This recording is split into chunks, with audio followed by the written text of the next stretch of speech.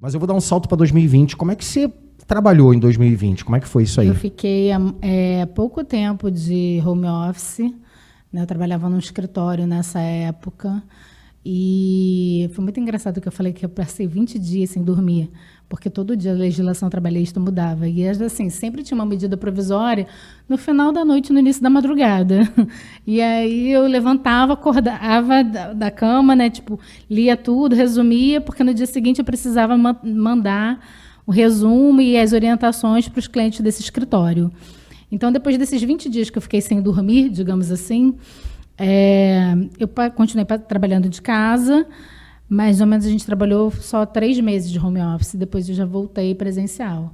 E aí, no momento que eu voltei a trabalhar presencial, a vida toda voltou para ser presencial também. Não tem jeito, né?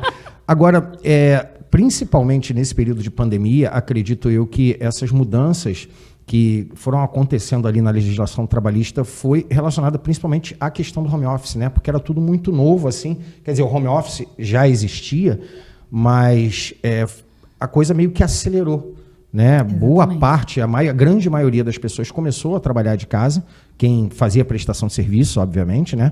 E isso aí meio que complicou tudo, né? Porque... Nós, inclusive. Entendeu? Porque até então a justiça era toda presencial, né?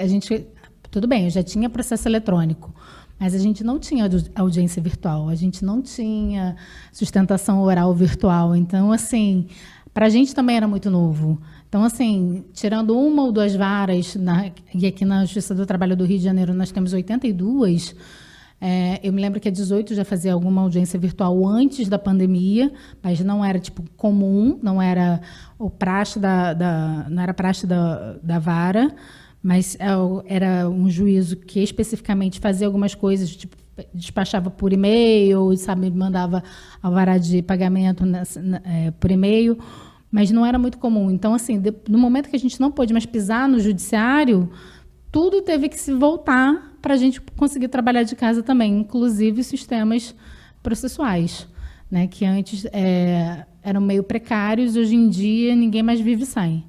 Né? Até foi difícil voltar depois.